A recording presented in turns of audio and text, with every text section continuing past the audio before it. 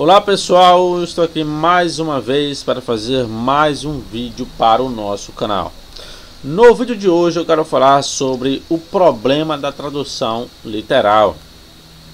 Quando eu falo essa frase, o problema da tradução literal, eu não estou dizendo que toda a tradução literal ela é um problema, tá? E não deve ser lido, algo desse tipo, não. O que eu quero dizer é: vai ter casos específicos, vai ter casos que a tradução literal ela não ajuda em nada, ela atrapalha. Por quê? Porque às vezes, quando você quer dizer algo no seu idioma e você usa certa frase, às vezes essa mesma frase vai ter uma conotação, vai ter um sentido diferente em outro idioma, como eu vou mostrar aqui, tá?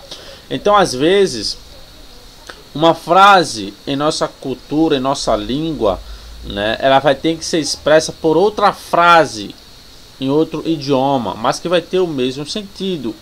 E é aí o problema da tradução literal, beleza?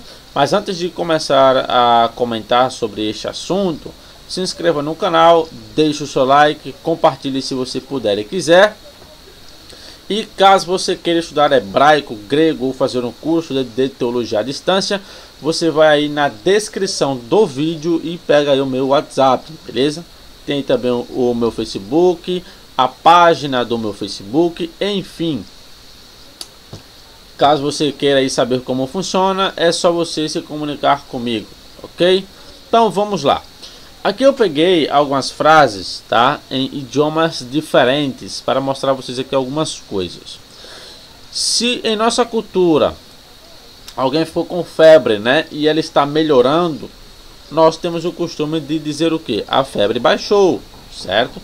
Pelo menos aqui em Pernambuco é assim, tá? E em outros estados que eu já vi pessoas falando também é assim, né? Olha, a febre baixou, né, ou a febre está baixando, enfim.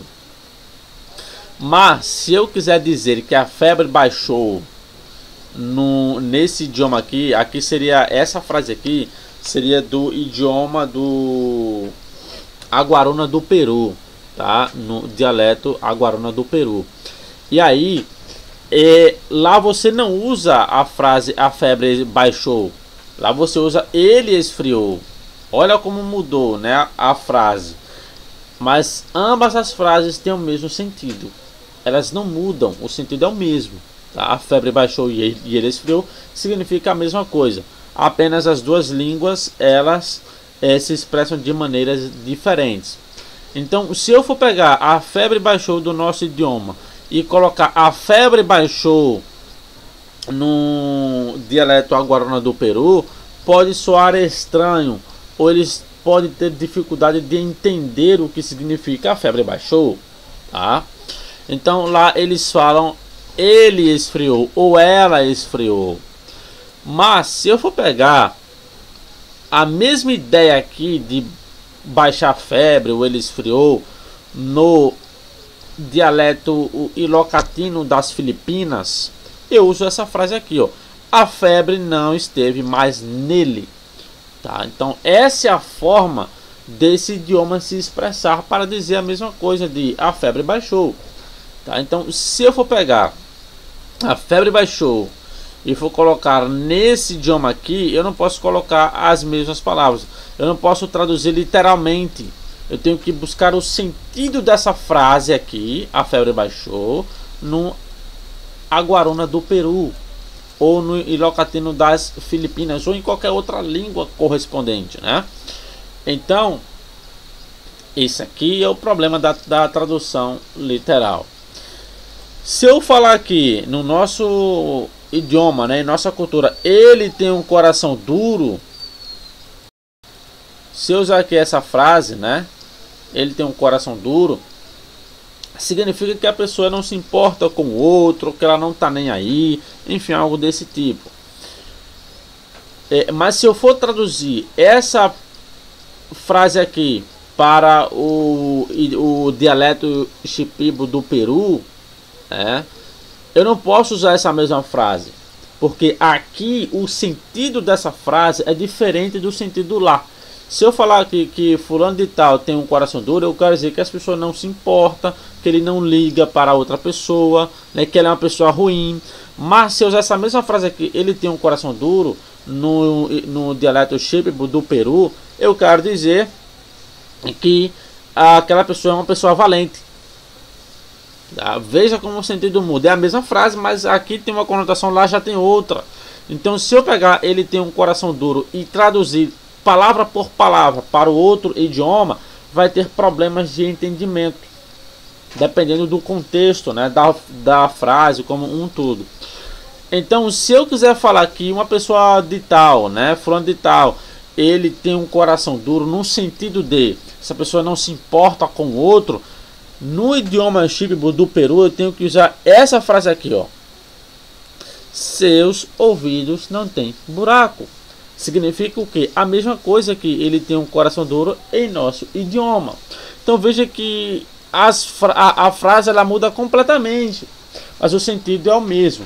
Então tenha sempre em mente que uma tradução fiel do original, seja da Bíblia ou de outro idioma, é que ela tem que traduzir o sentido que aquela língua tem, passar aquele sentido para a minha língua, o mesmo sentido, mesmo que as palavras sejam diferentes, tá?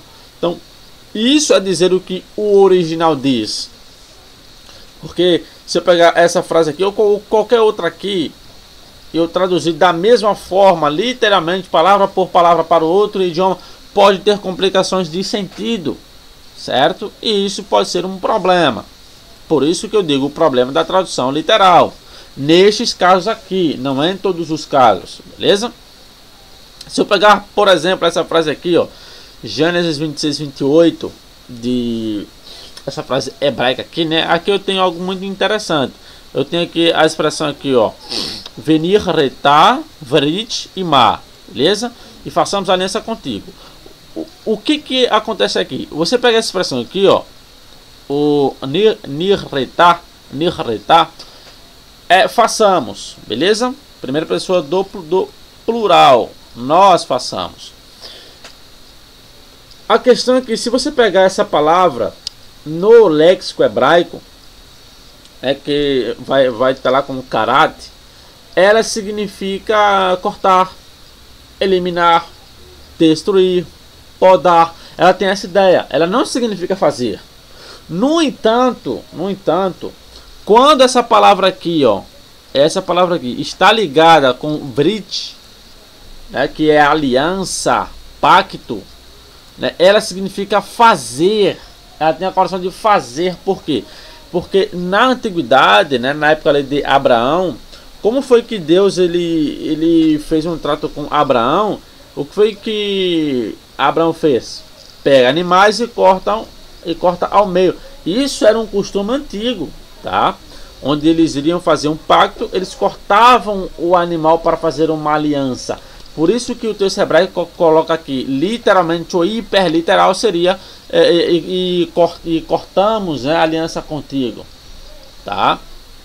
Só que para a nossa cultura, se nós traduzimos, se isso aqui fosse traduzido e cortamos a aliança contigo, não faria sentido.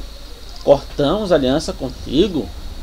Se você olhar o contexto, eles não estão cortando nada, eles estão fazendo algo, eles estão fazendo um pacto, né, no contexto. Mas assim, para eles isso aqui é comum. Eles não têm dificuldade de compreender o que significa cortar uma aliança. Nós teríamos, né? Então ficaria algo sem sentido. Então o que se faz? Como essa forma aqui, né, essa palavra, quando ela está ligada com o brit, que é a aliança, ela tem a conotação de fazer. Então vai ser traduzido para o nosso idioma como fazer e não como cortar. Corretamente, aqui não tem erro de tradução não, tá? Isso aqui está perfeitamente correto. Quando você vai pegar a Septuaginta, olha como a Septuaginta traduz esse termo aqui, ó.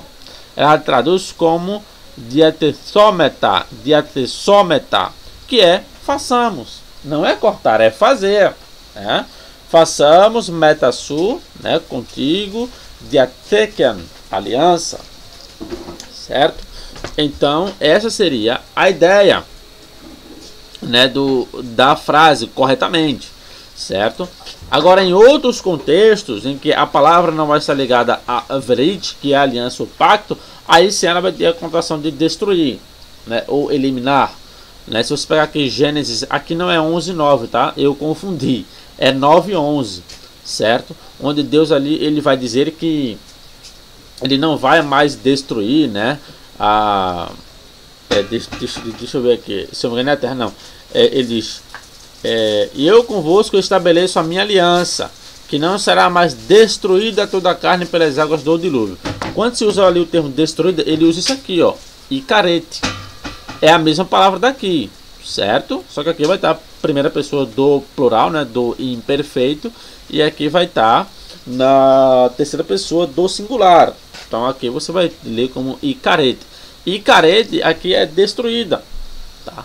A Septuaginta ela traduz como apotaneitai, que é destruída, eliminar, certo? Então você vê que a Septuaginta aqui ela traduz como façamos, a mesma palavra. Aqui não, aqui ela já traduz como destruída ou eliminar, né?